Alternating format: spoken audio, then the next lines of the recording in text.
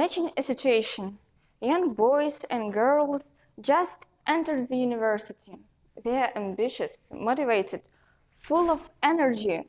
They are ready to learn everything that may help them in their future.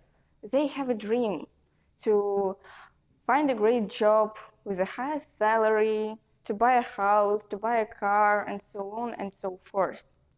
However, after few months of hard working, all their dreams just vanished, disappear like a sun in cloudy weather. But they are not stupid, they are not lazy. Do you recognize yourself? Because it was me. Yes, and I believe the problem was in the chosen method of study. I want to show you some tips that will help you study effectively. First of all, time management. Time is very valuable resource. It's not never ending, so you have to spend it correctly. I want you to do this task. You have 168 hours in a week.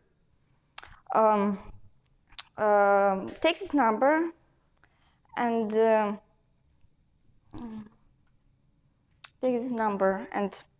do the calculation. Minus hours of sleeping, hours of eating, transport, studying in university, going to clubs, going to gym, going to your mother, resting at the weekends.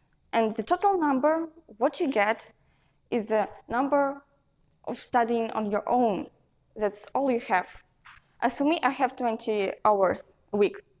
So it's like 4 hours per day. It's not so much. Actually, it's just little.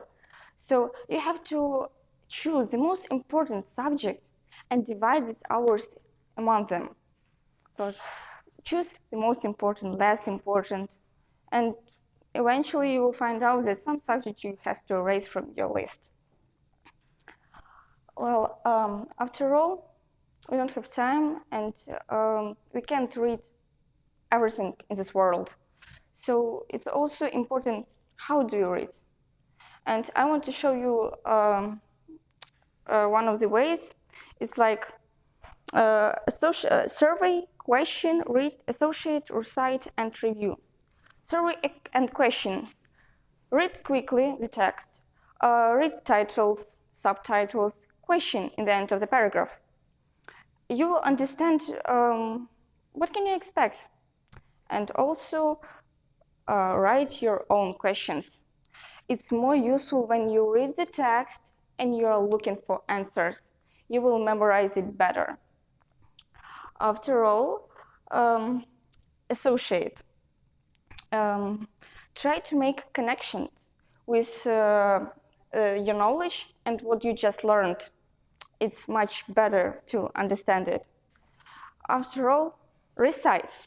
Imagine you are standing in front of a 5-year-old boy and he wants to hear all about your subject. You have to find the simplest words in the world to explain this, the simplest model. If you can do this, you are mastering your subject. And review, but it's obvious. In 2 days, in weeks, in a year, everything is forgettable, you can't memorize it all. So I believe the associate part is the most valuable here because,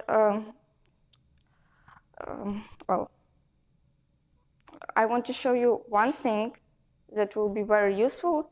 It's called a map of ideas. What is that? With a single picture, you can demonstrate the ideas, the topics of the big document, of the big work of scientists. It's like you have a main topic in the middle. You have ideas everywhere around this topic, and you have a connections between this idea. That's how you can understand how to get from one point to another, what the author of the document meant by these ideas. One of the English universities made an experiment. They divided a group of students into two parts. One were using this map of ideas, and one were not. So, after 2 months of this experiment, the first group showed better results than the other, almost in times better. So, in conclusion, I showed you 3 tips about time, about reading, and about connecting things. I hope that this will be useful and you will achieve success in your great future. Thank you.